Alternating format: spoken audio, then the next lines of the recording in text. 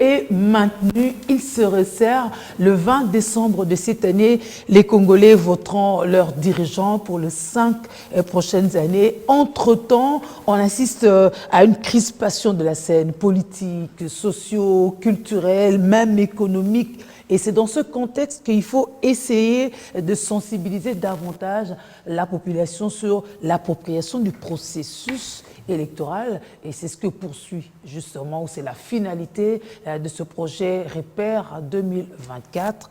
Nous allons essayer de nous faire aussi des sensibilisateurs par rapport à cette question, à cette cause nationale. Bienvenue, madame, messieurs, à ce dossier de la rédaction. Bienvenue, Alain Boma. Merci, Julie Sefou. Nous recevons encore une fois monsieur Christian Ndombo Moleka. Il est coordonnateur national de la DIPOL, dynamique de politologues de la République démocratique du Congo. Il est consultant, expert au niveau du CEPAS. Bienvenue, monsieur Christian Ndombo Moleka. Merci beaucoup pour l'invitation. Alors, d'entrée des jeux, on devait demander comment ça s'est passé, votre arbre à palabre. Vous avez sillonné des coins, et quand même des coins perdus de Kinshasa. Qu'est-ce que ça a donné? Nous avons été sur le terrain dans 5 communes. Nous avons été à Maviokel et à Kimbanseke. Nous avons été à Ndjili quartier 1. Nous avons été à Ndanou, Limete, Kingabwa. Nous avons été à Kanlou, Kangaliema. Puis nous avons fini à Massina, à Petro Congo, vers le quartier Fumutsuka. Et il s'est vraiment ressenti un besoin de proximité de gouvernants vers la population. La population a beaucoup à dire et les dirigeants doivent être à l'écoute parce qu'il y a des problèmes, il y a beaucoup de préoccupations. Et chaque quartier, à part les questions transversales, comme la sécurité, le déficit en infrastructure, l'électricité, les besoins sociaux de base, dans chaque quartier, le chômage, l'emploi, l'insécurité avec le phénomène Koulouna, chaque quartier a présenté des facettes plus ou moins propres. À Massina, par exemple, nous étions en face des mamans et des notables, chefs de quartier, chefs de rue. D'ailleurs, nous étions devant le bureau du quartier Kimbangu. Et là, des problèmes, par exemple, de routes ont été posés pour ceux qui font l'agriculture. Massina, c'est une commune à tendance agricole. Vous avez notamment à Petro Congo une vraie zone agricole qui alimente Kinshasa, mais dont le quartier est enclavé. Donc, il n'y a pas de route qui permette aux producteurs agricoles de faire sortir leurs denrées et permettre à Kinshasa de mieux manger. Et donc, ils ont proposé le problème des routes, des inondations, parce que la zone agricole est exposée aux inondations d'eau, d'érosion, mais également d'expropriation. C'est-à-dire qu'il y a des gens qui viennent exproprier les zones maraîchères et maintenant on commence à vendre pour construire des maisons. Et Kinshasa va manquer des zones agricoles parce qu'on vend partout, y compris là où on ne devait pas vendre. Imaginez, nous sommes aujourd'hui dans une ville de 15 millions. Les statistiques font qu'à l'horizon 2050, nous pourrons être à 25 millions dans la ville. Et 25 millions, comment nous allons faire manger tous ces gens si nous vendons toutes les zones maraîchères? C'est le problème de Massina, c'est également le problème peut-être, on l'a vu à Bandal, là où il y avait les zones maraîchères, ça a disparu. C'est à Sekomaf, les problèmes, on l'a également d'expropriation des zones maraîchères. Donc c'est une problématique très importante. À part ça, il y a des problématiques, par exemple, de curage de rivières. Nous avions eu la chance d'avoir en face de nous l'autorité locale des quartiers comme Fumutsuka, des quartiers Mapela, des quartiers Kimbangu, des quartiers Imbali Télévision, qui ont posé la problématique des curages. Le gouvernement avait commencé, via l'OVD, à curer la rivière Ntsanga. Mais le gouvernement l'a fait uniquement au niveau du boulevard. Or, la rivière Ntsanga ne se déverse pas sous la rivière Ndjili. Donc, ce n'est pas un affluent qui est connecté à la rivière Ndjili, mais qui reste dans les quartiers. Donc, en conséquence, lorsqu'il y a des crues d'eau, ça finit dans les maisons des gens. Et tous les quartiers Mapela, Fumutsuka, en partie Kimbangu, sont sous inondation. Et des gens ont énormément perdu en biens, en matériel, à cause de l'eau. Pourtant, nous sommes encore en pleine saison sèche. Vous voyez, donc la priorité là-bas, c'est le curage de la rivière. Vous allez dans un quartier comme Ndanou, où nous étions en face des dépendants des militaires, proche du quartier du camp qu'on appelle le camp Bia, mais une problématique simple a été posée. Il n'y a pas de latrines dans les camps militaires. Des latrines, simplement de latrines dans les camps militaires. Et donc les gens vont se déféquer à l'air libre et vous avez des conditions d'insalubrité parce que là où nous étions par exemple, il y avait une rivière de matières fécales qui n'était pas très loin. Et donc il y a des risques de santé publique, des problèmes de santé publique qui se posaient. La problématique d'habitat décent, parce que la plupart des maisons étaient en tôle, en taudis, et ne reflétaient pas les conditions de vie de ceux qui se consacrent pour les drapeaux et qui mettent leur vie pour la sécurité, et des problèmes de modicité de salaire qui ont été posés, et donc des précarités des dépendants militaires. Nous sommes allés à Kanlouka. Là, nous avions une jeunesse intellectuelle qui m'a beaucoup surpris parce que j'ai trouvé beaucoup d'intellectuels à Kanlouka. Et là, ils nous ont dit qu'il n'y a pas de bibliothèque. À Kanlouka, il n'y a pas de bibliothèque, il n'y a pas de cybercafé, il n'y a pas un terrain de football pour les jeunes. Et que les jeunes vont jouer au cimetière. Lorsqu'ils veulent jouer au football, ils vont jouer au cimetière. Essayez d'imaginer des jeunes qui vont jouer entre les tombeaux pour jouer au football. Ouais. Ça veut dire qu'il y a des préoccupations considérées comme prioritaires des citoyens pour lesquelles les gouvernants doivent être à l'écoute. Et en fait, le rapport nous a permis, lorsqu'on a échangé, de voir que les citoyens étaient très conscients de leurs problèmes. Par exemple, à Massina encore, je reviens à Massina, les citoyens sont allés voir une société d'État qui est implantée là-bas, CEP Congo, pour demander à la société, dans le cadre de ses obligations à la population qui l'environne, sociétale, d'entretenir l'avenue Nzadi, qui est juste l'avenue avant Petro-Congo, qui est une avenue très importante, mais qui est tout le temps inondée. Depuis qu'ils ont écrit à la société pour demander les travaux pour l'avenue Nzadi, la société ne s'est jamais prononcée ni exécutée, on les renvoie toujours vers la direction, et il n'y a aucun engagement, selon eux, la société pour les milieux, à part le fait que CEP a construit une maison pour le chef Imbali, le chef coutumier qui a donné les terres, mais pour l'engagement social, la société ne s'engage pas. Les gens posaient la problématique du train, le train qui ne roule plus. Massina sans train, c'est énormément des gens qui sont contraints d'aller vers le boulevard, et donc ça pose des problèmes de mobilité. Ils ont vraiment demandé que le train soit réhabilité. Et si vous allez par exemple encore à Kanlouka, les gens posaient des problèmes d'enclavement. C'est un quartier très enclavé. Ils ont par exemple dit que le chef de l'État est allé visiter les travaux.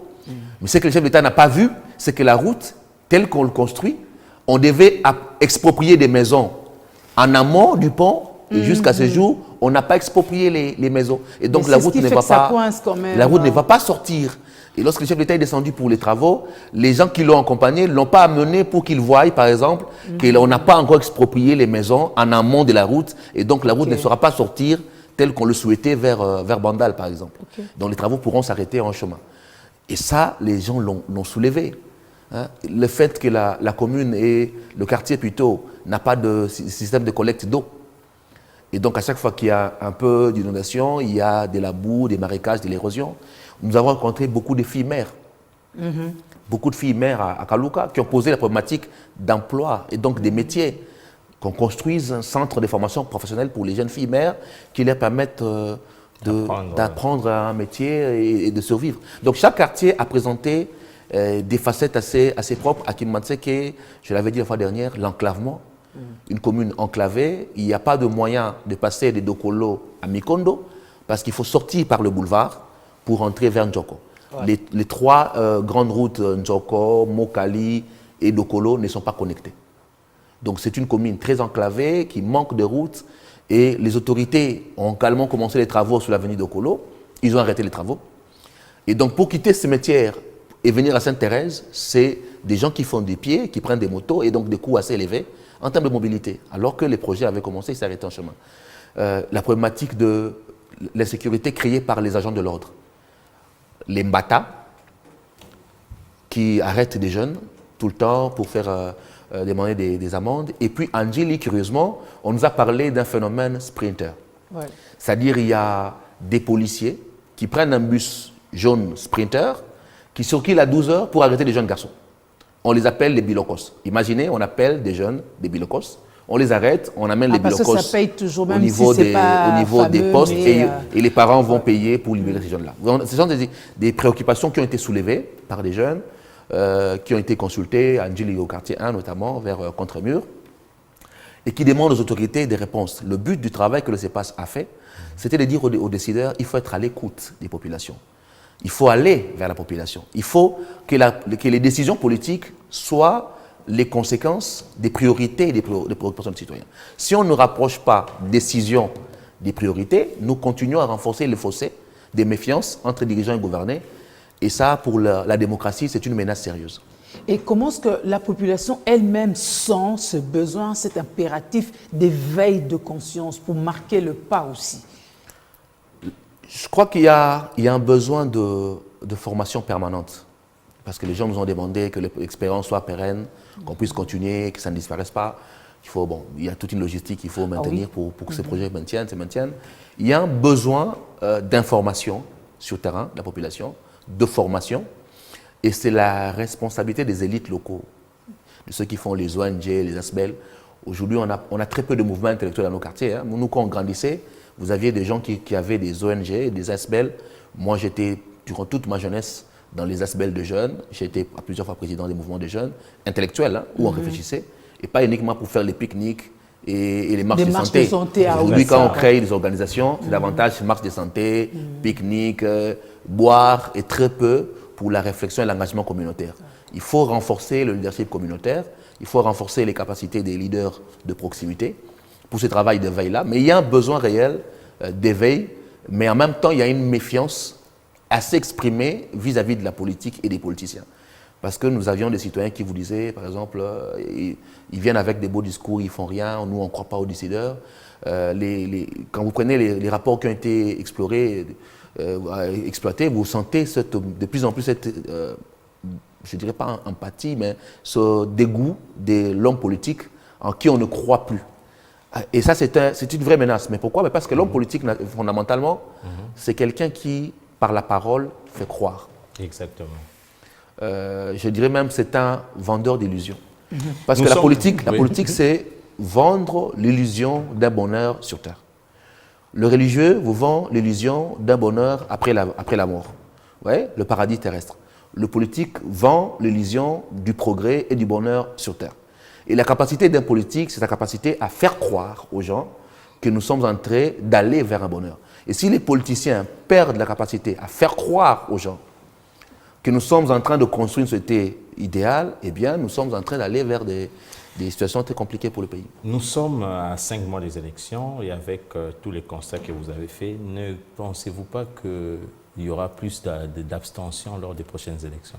C'est une menace sérieuse. Si vous prenez les statistiques électorales, depuis 2006, nous avions voté à 65%. En 2011, on a voté à 53% et en 2018, nous étions pratiquement à 47%. Ça veut dire qu'il y a des risques qu'en 2023, qu'il y ait encore de moins en moins de Congolais qui aillent voter parce qu'ils ne s'identifient pas au discours, parce qu'ils croient de moins en moins aux acteurs ou qu'ils croient de moins en moins en politique. Mais c'est une menace parce que c'est quoi le but des élections? C'est donner aux décideurs la légitimité pour prendre des mesures après. Lorsque je vous ai voté et que je crois en vous, je peux accepter que vous preniez même des décisions impopulaires parce que je m'identifie dans ce que vous faites. Alors, lorsque les dirigeants sont peu légitimes, ça veut dire qu'ils n'auront pas le soutien populaire dans les décisions qu'ils vont prendre. Et quand il n'y a pas le soutien populaire dans les décisions, mais l'action publique est faible. Nous parlons de l'insécurité à Kinshasa. Vous avez un gouvernant qui dit, par exemple, au chauffeur, allez enregistrer vos véhicules. Et peindre les véhicules de couleur jaune. S'il n'y a pas une adhésion à la décision gouvernementale, c'est le cas. Et c'est malheureusement le cas chez nous, qu'est-ce qui se passe? L'action publique est faible. Conséquence, nous sommes dans l'insécurité. Mais parce que pourquoi? La population s'est dit, Mbongo na futi yango et soka na posa bakonzi. Mbongo na bimisi yango basala na biro ko mokote. Bakoyi bango. Vous voyez, ça renforce la méfiance et donc ça réduit la légitimité et in fine l'action publique et les politiques publiques. Et donc nous avons besoin d'avoir des dirigeants fortement légitimes pour qu'une action publique soit forte et donc les décisions fortes. C'est un engrenage compliqué, la démocratie. Un décideur faible, donc légitimement faible, c'est un décideur en incapacité de gouverner parce qu'il ne saura pas prendre des décisions qui vont porter l'assentiment populaire. Même pour dire aux gens payer l'impôt, il faut un assentiment populaire. Et donc il sera obligé d'aller vers des méthodes répressives, des méthodes fortes pour s'imposer. Et ces méthodes répressives vont engager notre violence qui ne va pas aider à la sérénité sociale. Mais paradoxalement, à ça, parlant de dirigeants, moi j'ai envie de parler des politiciens entre eux.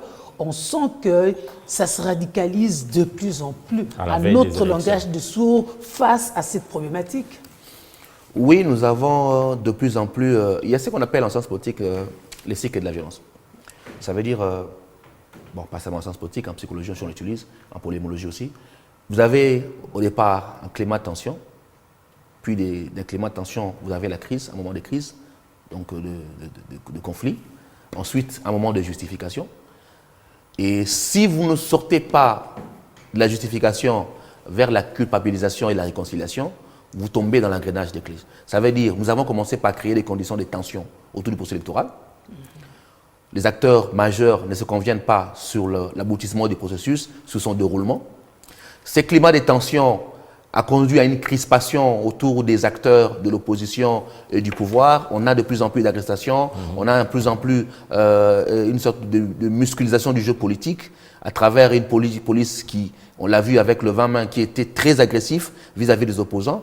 Et donc, on a encore renforcé les conditions du climat. Vous avez des acteurs maintenant qui appellent au boycott, qui disent article 64. Et donc, nous allons de plus en plus vers des zones de tension et de violence. Et aujourd'hui, on a mort d'homme. Ça veut dire qu'on atteint le summum en termes de crise. Et si ce moment de crise, chacun tombe dans la justification de son camp, ça veut dire que nous irons vers une autre forme de crise qui sera plus grave que celle d'aujourd'hui. Parce que la tendance, généralement, c'est justification de chaque camp politique. Plutôt que de chercher conciliation, culpabilisation et sortir de ce cycle de la violence-là. Les signes aujourd'hui, plutôt que de montrer des volontés de culpabilisation, c'est-à-dire nous condamnons tous ce genre de violence, nous cherchons une justice réparatrice, nous mettons des gestes de détente pour alléger la tension politique que nous avons aujourd'hui. Jusque-là, ces genres de signaux, nous ne les avons pas encore. Il y a davantage une tendance, si vous lisez les réseaux sociaux, de chaque camp de s'auto-justifier. Et quand vous tombez dans l'auto-justification, chaque camp politique, eh bien, vous ne sortirez pas de la suite de la violence. Concrètement, qu'est-ce qu'il faut faire pour décrisper la tension? Concrètement, aujourd'hui, pour ceux qui sont gouvernants, il faut donner des gestes de détente. Par exemple, une libération de ceux qui sont des opposants qui ont été arrêtés. Franck Diongo, Mike Moukebaye, pourquoi pas Salomon Escadela, de gestes d'apaisement. Une justice qui rassure la partie qui a été lésée, c'est-à-dire un procès ouvert, des enquêtes assez ouvertes, un procès équitable et qui permettent de faire le deuil de ces choses-là. Ensuite, aborder le fond du problème. Et le fond, c'est le processus électoral. Tout ce que nous avons tourne et gravite autour du déroulement du processus électoral. Et donc, si on ne répond pas aux questions des fonds, à savoir le processus électoral, on n'aura pas réglé ce problème qui n'est que l'épiphénomène d'une violence liée au processus électoral. En tout cas, il y a eu quand même des tentatives de création d'espaces de discussion récemment encore avec le forum, avec toutes les parties prenantes. Mais à l'issue de ces 3 jours de travaux, les problèmes sont restés les mêmes. Le président a dit on y va. Les BRTC ne reçoivent qu'à peine des partis qui viennent, des recoupants qui viennent. Déjà, ils n'ont même pas encore retiré leurs fiches, donc c'est pas sûr que ils viendront s'inscrire et tout. Alors, les différents camps ont gardé le même discours qu'on connaissait déjà. Alors, dans ce contexte-ci, on peut espérer qu'à 5 mois, c'est ce que Mbom a calculé tout à l'heure, que les choses changent. Ça changera comment? Parce que le départ est déjà ce qu'il est. Fossé. Bon, tout dépend, en politique, tout dépend de la rationalité des acteurs. C'est-à-dire, si nous avons des acteurs capables de se transcender leurs propres intérêts, de réfléchir en nombre d'États et de faire preuve d'une certaine rationalité d'État, on peut en sortir. Tout dépend de nos acteurs politiques, de leur capacité à trouver des consensus et à maintenir des passerelles de négociation. C'est toujours un compromis. On ne faut pas espérer qu'en ouvrant les négociations, on règle tout. C'est toujours un compromis. Donc il est très probable qu'il y aura d'autres passerelles qui peuvent s'ouvrir encore pour maintenir les phases de communication. Tout dépend, j'insiste, de la qualité de nos acteurs et de leur capacité à s'élever en nombre d'États, à dépasser, je dirais, la vision court-termiste du pouvoir, du mandat et à voir les questions d'État et l'avenir de la nation. Et les électeurs ou la population dans tout ça, quel rôle il doit jouer pour décrisper de son côté? La population, nous, durant la campagne, nous avons insisté sur la responsabilité citoyenne. Ça veut dire que dans une démocratie, c'est le peuple qui est le souverain. La Constitution congolaise, dans son article 5, dit que le pouvoir émane du peuple, qu'il exerce directement ou indirectement par ses représentants. Ça veut dire que c'est la population qui choisit, idéalement et théoriquement, les dirigeants. Et donc, nous, dans notre campagne, nous avons dit aux citoyens, nous allons vers les élections. C'est à vous de jouer votre rôle, votre part des répartitions, c'est-à-dire choisir les dirigeants qui vous conviennent, en tenant compte non pas des biens, des bassins, mais en tenant compte des convictions et des idées qu'ils vous présentent. C'est pourquoi nous parlons tout le temps de l'offre politique, de la qualité de l'offre politique. Quels sont les critères qui te permettent de choisir un gouvernant? Est-ce que tu le choisis parce qu'il a une offre, un projet politique, ou tu le choisis parce qu'il t'amène pour l'eau bassin? Et donc, nous avions insisté sur l'exigence citoyenne, sur la surveillance citoyenne et sur la responsabilité en matière de vote. C'est ce que le citoyen, dans un cadre électoral, peut faire. Dans le cadre du processus actuel, c'est davantage la responsabilité des gouvernants. Lorsque nous parlons de la qualité de l'offre politique, mais c'est également la qualité du discours que l'on construit. Donc, et la responsabilité du discours que l'on produit. Lorsqu'on produit un discours de violence, ben, on passe de la violence verbale à la violence physique. Même dans notre famille, avant de se battre, on commence par quoi? On commence par s'injurier. Oui. On commence par se parler, à hausser les tons, et ensuite à s'injurier, puis on va à la bagarre. Donc il y a une sorte de cycle de violence. Ça commence toujours par la violence verbale, et ceux qui sont responsables de la violence verbale, c'est eux qui créent les conditions de la violence physique. Parce que quand je vous insulte, eh bien, si vous ne m'insultez pas, vous me giflez. C'est ça la dynamique de la violence telle que ça s'est construit. Et donc, il y a une violence verbale qui est de la responsabilité des acteurs politiques et ils doivent, de notre point de vue, construire une offre politique qui ne soit pas porteur de violence, mais qui soit porteur de projet. C'est que les Congolais veulent tu veux le pouvoir pour faire quoi? Voilà. Si je prends le pouvoir, moi, je fais ça. Pour votre sensibilisation, vous n'êtes parti que dans 5 communes de la ville de Kinshasa, mais le besoin est énorme. Vous êtes devant la caméra. Quels sont les critères pour faire un bon choix? Déjà, il faut dire que la campagne que nous avons menée sur le terrain, c'était sur base de l'étude de repère, l'étude menée par le CEPAS, qui ne concernait que la ville de Kinshasa. Mais cette campagne a été complétée par une autre campagne qu'on appelle campagne Congo Tolingi, qui, elle, s'est étendue sur l'ensemble de la République. C'est-à-dire, quand je dis l'ensemble de la République, ça veut dire ça fait 34 villes sur les 35. On n'a pas pu couvrir les 145 territoires, c'est vrai, mais c'est une centaine de territoires qui a été touchés. La campagne a également été faite à l'étranger, je crois en Belgique, en France et en Afrique du Sud. Et ça a été fait en ligne à travers une application également pour toucher, je crois, 6694 Congolais qui ont été touchés. Donc il y a le rapport du CEPAS qui est à vocation de Kinshasa, il y a l'étude de Congo Tolingi qui est à vocation nationale et qui sera certainement présentée d'ici là et qui va, elle, présenter la photographie de l'ensemble du pays. Maintenant, concernant le rapport du CEPAS, il y a des priorités qui ont été soulevées. Les consultés ont par exemple dit que la sécurité devait être la priorité numéro 1 du gouvernement. La problématique de sécurité. Aujourd'hui, tout le monde parle de cette psychose du phénomène Ketch. Mais quand vous regardez l'Assemblée provinciale de Kinshasa, elle a siégé en extraordinaire pour parler de la déchéance de Godé-Poy. L'Assemblée n'a même pas pensé organiser une plénière, convoquer les ministres provinciaux de transport, les ministres provinciaux de sécurité, pour discuter de la problématique de la sécurité. Celui de transport est en contradiction. Vous avez des priorités des Congolais, et vous avez un agenda politique qui ne répond pas aux priorités de la population. Mais nous aimerions bien que les élus qui sont en extraordinaire ne se limitent pas à faire tomber dans l'extraordinaire Godé-Poy. Même si le calendrier est assez court, nous aimerons que les élus provinciaux, par exemple, invitent le ministre provincial de l'Intérieur, invitent le ministre provincial des Transports pour la problématique de la sécurité qui est liée au phénomène de transport à Kinshasa. Je vous rappelle que la ville de Kinshasa, il y a quelques années, a pris une décision, celle de estampiller les véhicules avec des papiers et mettre de couleur jaune pour lutter contre l'insécurité des Ketch. Ça veut dire ils ont mis en place une politique publique. Est-ce que l'Assemblée provinciale a évalué les décisions prises dans le passé par la ville en termes de réponse sécuritaire? Est-ce que c'est adéquat, c'est inadéquat, ou est-ce que c'est inadéquat, comment on améliore? C'est ça répondre aux priorités des Kinois. Et pas uniquement se réunir et dire nous répondons politiquement à Godé-Poy, alors que les problèmes de la ville ne sont pas abordés. Exactement. Et pourtant, il y a eu un conflit, enfin une contradiction ouverte entre le ministre provincial de transport et le commissaire provincial de la police, parce que lui disait qu'il n'y avait pas de banque de données, et c'est par voie de presse qu'ils se sont contredits, simplement. Mais même cette histoire de banque de données, on peut aller plus loin. Est-ce que les banques de données permettent de saisir les chauffeurs? Est-ce qu'on peut lier voiture à chauffeur? Souvent, est-ce qu'on peut lier voiture au propriétaire? Oui, est-ce qu'on peut lier voiture au chauffeur?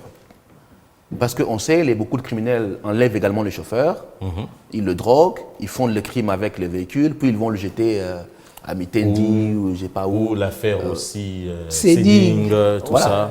Donc, il y a cette problématique qui est profonde et qui demande d'être abordée. Oui, c'est là où nous insistons sur le fait que les politiques publiques doivent, les discours des acteurs doivent prioriser les problèmes des citoyens. Mais il y a un vrai fossé entre ce que le citoyen pose comme priorité et ce que les acteurs politiques font comme priorité en termes d'agenda politique. Et pour vous, il faut instaurer un dialogue franc entre le gouvernant et le gouverné. Ça se ferait comment? Nous aimerions par exemple qu'il y ait un pacte social, c'est-à-dire que vous avez un candidat qui vient devant vous et qui vient certainement avec des promesses. Vous voulez être candidat député provincial national à Tchangou, moi je suis de Kimanseke. Vous voulez être député provincial chez moi à Kimanseke. Qu'est-ce que vous, comme député, pensez faire durant votre mandat? Est-ce que vous avez un projet dédié? Vous voulez réguler quel problème de la situation dans notre quartier? Vous allez voter un gouverneur. Quelles sont les conditions? Quels sont selon vous les critères d'un bon gouverneur qui doit répondre aux préoccupations des Tchangou? Comment pensez-vous pendant 5 ans utiliser votre rôle de contrôle budgétaire et même d'autorité budgétaire pour inscrire en priorité les besoins des masses de consommation? Par exemple, si vous êtes de Mikondo comme moi, il y a un marché qu'on appelle Boussawa. Ça fait 10 ans que ce marché circule dans les rues et il manque un terrain. Acheter un terrain pour construire un marché. Ça fait 10 ans qu'on cherche le terrain pour le marché. Ce marché a changé les avenues. C'était d'abord sur mon avenue, l'avenue du marché. C'est sorti sur du marché, c'est allé sur l'avenue Londo. C'est sorti sur Londo, c'est maintenant à côté de la paroisse de l'église de Boussawa. Et donc quand on prie à côté, il y a le marché, tu vois ce que ça fait. C'est déjà un problème d'aménagement au départ. Au départ. Et donc, il manque simplement un lopin de terre pour installer un marché. Et ça fait 10 ans que l'autorité urbaine cherche un lopin de terre. Donc, moi, j'aimerais bien un député qui vous dise, voilà, moi, comme élu à Kimanseke, je prends l'engagement de pousser l'autorité urbaine pour construire le marché. Ah, la population peut dire, voilà, nous arrêtons un engagement avec vous et nous vous jugerons à la fin de votre mandat. C'est votre capacité à avoir répondu à cette attente populaire. Mais la réponse peut être si simple. Non, on m'en a empêché. C'est une excuse. Que faire? Et entre-temps, 5 bonnes années seront passées. Il ne suffit pas de dire empêcher. Ça veut dire que vous auriez eu chaque année 2 sessions parlementaires, ordinaires, sans compter les ordinaires, et ça veut dire que vous aurez eu 8 sessions durant, plutôt 2 fois 5, ça fait 10 sessions pendant 5 ans. Et donc ça veut dire que pendant 5 ans, vous aurez parlé au moins 10 fois. Mais j'ai été minoritaire. Je pose le problème, la majorité. Nous aimerions voir un député qui a parlé pendant 10 ans, 5 ans, sur ce problème-là, qui aurait, s'il le faut, mobilisé ses électeurs pour aller faire le sit-in devant un gouverneur, qui aurait écrit des interpellations. Nous aimerions bien voir ça. Ce sont des gestes pour dire que moi, j'ai posé des actes, voici les actes que je posais, voici l'obstacle que j'ai rencontré. Et ça peut se vérifier, ça peut se constater. Oui, parce qu'ils amènent quand même les électeurs pour les accompagner, déposer les plénières sont publiques. Leur candidature. Les plénières sont publiques. Donc, on peut amener sa base électorale, en tout cas un échantillon, pour assister à la plénière, où vous posez la question orale avec débat au ministre de votre secteur, des secteurs. Ça peut se faire. Il y a des moyens de renforcer la participation. Nous pensons que la démocratie représentative telle que nous l'avons aujourd'hui ne fonctionne pas très bien. Parce que le citoyen, son rôle, ce n'est pas uniquement de voter, de rester à la maison et d'attendre 5 ans. La participation, c'est également former, s'informer, faire le contrôle sur l'action publique. Et donc, il nous faut renforcer la démocratie que nous avons par une démocratie participative. Donner plus de place aux citoyens dans la démocratie représentative que nous avons. Et ça passe par l'inclusion du citoyen dans la prise de décision. Ça passe par l'écoute permanente entre les dirigeants et les citoyens. Ça passe par l'accompagnement citoyen de l'action publique. Et nous pensons que les élus peuvent utiliser l'accompagnement de l'action publique dans la prise de décision au niveau des parlements. C'est des mécanismes aujourd'hui déployés ailleurs. C'est-à-dire vous pouvez faire signer des pétitions dans votre circonscription, réunir les signatures, avoir 5 000, 10 000, 20 000, 100 000 signatures de vos électeurs ou de votre circonscription et la mener au niveau de la décision publique. Ça veut dire qu'il est possible de marier démocratie représentative avec démocratie participative. C'est ce que nous pensons qu'il faudrait faire si nous voulons améliorer durablement la démocratie.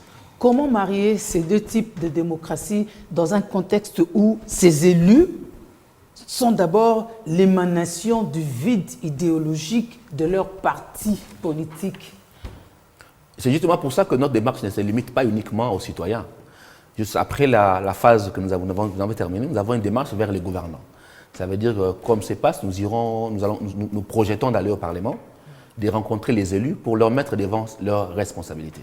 C'est d'ailleurs pour ça aussi que je l'ai dit, je crois, la fois dernière, lorsqu'on a commencé l'enquête, on l'a fait ensemble avec les partis politiques. Ouais. C'était pour leur dire, nous sommes société civile, nous avons fait notre part, mais vous avez également votre part en tant que parti politique dans ce travail d'écoute, dans ce travail de collecte, et nous donnons les capacités, parce qu'il y avait une formation en amont, pour mieux le faire. Et donc, après la phase de terrain, nous irons au niveau du Parlement. Nous souhaitons aller vers le Parlement, discuter avec le gouvernant plutôt, présenter les rapports et les soumettre également à leur obligation, qui est celle de créer un contenu, une offre politique. L'offre politique chez nous, elle est parfois très vide. La campagne électorale, c'est un moment de non-discours. Nous souhaiterons, comme société civile par exemple, qu'en décembre 2023, nous ayons un discours, plutôt un débat présidentiel.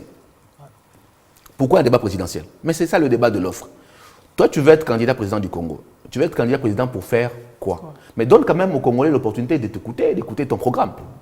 Et donc, que le candidat président, c'est bien de dire je vais être candidat président, déposer ma candidature le 9 septembre, mais donner aux Congolais l'opportunité d'écouter qu'est-ce que vous voulez faire pour le pays. Et éventuellement, au moyen d'un débat, c'est-à-dire interaction, contradiction de 3, 4 candidats, et les Congolais vont choisir sur base d'un projet. Ils ne vont pas choisir tribu, parce que nous aimons beaucoup mobiliser l'ethnie, la tribu.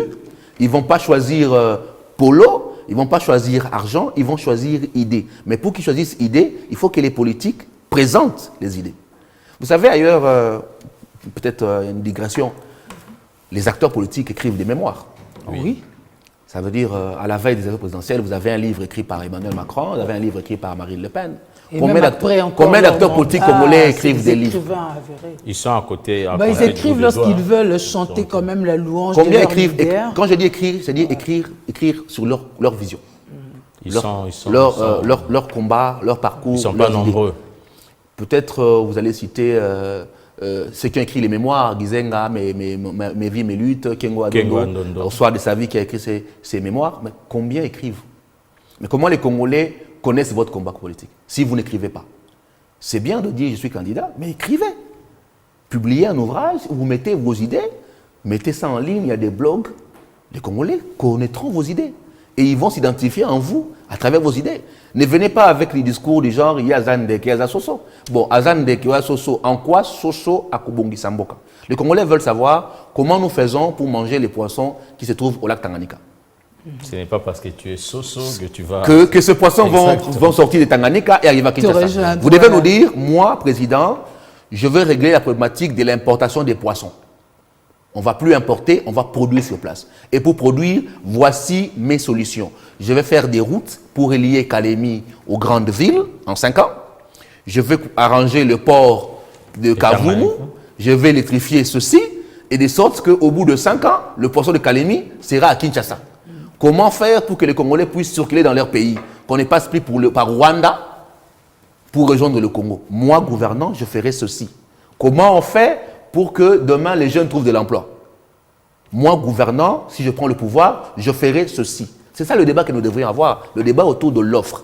Et nous allons aller vers les acteurs politiques pour leur dire, présentez aux Congolais l'offre qui réponde à leurs préoccupations. Faisons un débat qui permet au pays d'avancer. Arrêtons ce débat-là où nous tournons en rond, qui ne tourne pas autour de la gouvernance. Vous connaissez la procédure pour être sûr que votre sujet soit repris, accepté. N'y allez pas juste, au risque nous allons de ne pas être officiellement, accepté. nous allons saisir officiellement les institutions, nous allons faire le lobbying habituel, et rencontrer s'il le faut les membres du bureau, pour pouvoir rencontrer au niveau institutionnel. Au-delà du niveau institutionnel, nous pourrons voir des caucus, certains caucus des candidats, ou pourquoi pas aller vers les partis politiques. Nous ne sommes pas dans une dynamique à court terme. Okay. Nous ne sommes pas dans une dynamique court-termiste. C'est vrai que nous l'avons commencé aujourd'hui, mais le projet Repère, c'est jusqu'en 2024. Et donc, nous irons jusqu'en 2024 dans une dynamique que nous voulons progressive. Nous savons que ce que nous faisons aujourd'hui, c'est des graines que nous sémons. Et donc nous savons que l'arbre ne va pas pousser rapidement au jour au lendemain, mais qu'il faut commencer par s'aimer les graines, parce que si on ne sème pas, on ne récolte pas. Donc il faut s'aimer les graines, nous sémons les graines, et nous allons progressivement accompagner nos acteurs, quitte à espérer que dans les cycles à venir, l'électeur se comportera différemment, l'acteur également. Il semble que les gens se sont un peu plus enrôlés cette fois-ci, mais c'est lorsqu'on questionne peut-être les populations sur l'éventualité de la participation au processus qu'on sent que nombreux ne sont pas partants. Vous êtes vraiment du même avis? Beaucoup s'enrôler, c'est un indicateur qu'il faut bien explorer. Nous sommes dans un pays chroniquement jeune. Ça veut dire la majeure partie de la population a entre 0 et 35 ans. 65% des électeurs. Ça veut dire, ceux qui font le gros des électeurs, c'est la tranche d'âge où on a une forte démographie, c'est-à-dire entre les 15 et les 19 ans, qui n'ont pas voté au cycle passé et qui rejoignent le nouveau cycle. Donc cette tranche-là, la population, qui est la plus abondante, les 15 à 19 ans, à chaque scrutin, ces nouveaux électeurs viennent donc accroître le nombre d'électeurs. Ça, c'est de 1. De 2, c'est peut-être aussi des zones où on s'était moins enrôlé, comme les Kasaï par exemple, pour des raisons de sécurité, avec Amouina Sapou, avec les souristes politiques, où on s'est davantage enrôlé.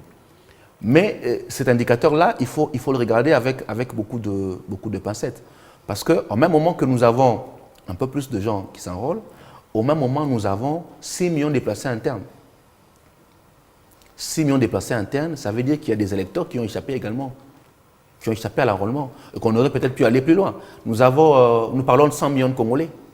Sur 100 millions, si on a enrôlé 40 millions, ça veut dire qu'en termes des ratios, on n'est pas à 50% des Congolais qui sont enrôlés. Donc oui, par rapport au cycle précédent, il y a une avancée. Il faut se rappeler toujours que la nouvelle tranche d'âge entre, mais en même temps, tenant compte de notre capacité à absorber, peut-être qu'on a encore échappé d'autres Congolais avec les déplacements internes, avec les contraintes logistiques telles qu'on l'a vu. Il y a des Congolais certainement qui ont pu échapper, donc on aurait pu aller plus loin. Et apparemment, chaque année, il y a des exclusions de faits. Oui. Et il faut faire avec désormais parce que, bon, il y a déjà une jurisprudence. C'est une menace à la démocratie. C'est une menace à la démocratie. En 2006, on a eu des problèmes à Befalé. C'était des problèmes, on a voté, mais ensuite on a annulé les scrutins. En 2011, on n'a pas eu ce genre de problème. On a eu certains problèmes logistiques, mais en 2018, nous avons eu Yumbi, nous avons eu Béni. Voilà. En 2023, nous sommes à 6 territoires. Kwamoutou, Massissi, Irumu, Rutshuru, Nirangongo. Il faut ajouter Maluku, parce qu'une partie de Maluku, ce n'est pas bien enrôlé à cause de l'insécurité. Ça veut dire qu'il y a énormément de Congolais qui ne vont pas participer à ce qui est un droit constitutionnel. Le droit de vote, c'est d'abord un droit constitutionnel reconnu à tout Congolais. Et donc, il y a des Congolais qui sont privés de leurs droits. Et c'est une menace énorme aux droits humains, parce que les votes font partie des droits humains. Donc, ça devrait nous inquiéter que plus de Congolais soient privés des droits humains, de leur droit de vote, qui est un droit constitutionnel reconnu par le pays. Ensuite, pourquoi ils sont privés? Ça veut dire que de plus en plus, l'insécurité requalifie le processus politique. Hein? Certains ont été privés du droit du vote, du droit d'enrôlement, d'autres seront privés du droit de vote. Nous sommes encore sous état de siège dans 2 provinces. Ça veut dire, le état de siège veut dire restriction de liberté. La CENI elle-même, dans son rapport, beaucoup d'observateurs l'ont relevé, en termes de sécurisation de l'enrôlement, dans certaines régions, c'est les groupes armés communautaires qui ont sécurisé l'enrôlement. Ça veut dire, si nous sommes en Ituri et que vous avez des bureaux de vote sécurisés par les groupes armés l'Hindou, pensez-vous que les EMA vont venir voter là où vous avez des bureaux de vote sécurisés par les Hindous? Ça veut dire qu'il y a une partie de l'opinion qui n'ira pas voter parce que d'un point de vue sécuritaire, on n'a pas participé à sécuriser les processus électoraux. Hein? Je rappelle d'ailleurs que pour l'enrôlement, c'est la CENI qui a payé les militaires qui étaient attachés à la sécurisation alors que c'était le gouvernement qui devait le faire. Donc la sécurité est un élément important dans le processus parce qu'il permet aux Congolais d'exercer leurs droits et malheureusement, et je confirme ce que vous dites, de plus en plus de Congolais seront exclus parce que sécuritairement, on ne réunit pas les conditions nécessaires pour leur permettre d'exercer leurs droits. Mais c'est quand même une bonne avancée que ceux de la diaspora participent cette fois-ci, même si eux aussi ont décrié certains faits genre distance. Aux États-Unis, par exemple, la distance est tellement grande, considérable, fuseau horaire et tout, qu'ils ne pouvaient pas tous venir forcément à Washington DC pour s'enrôler. C'est une bonne expérience d'inclusion, parce que ce sont des Congolais qui participent à la richesse nationale, parce qu'ils payent, je crois certains leur PNB, ils participent au PNB. On le sait en Afrique, les études l'ont démontré, hein, l'épargne envoyée aux ménages par la diaspora est supérieure à l'aide au développement qu'on donne par les banques mondiales et FMI. Ça veut dire qu'ils contribuent beaucoup en termes d'économie intérieure. Et donc, il est quand même utile qu'à un moment donné qu'ils se prononcent.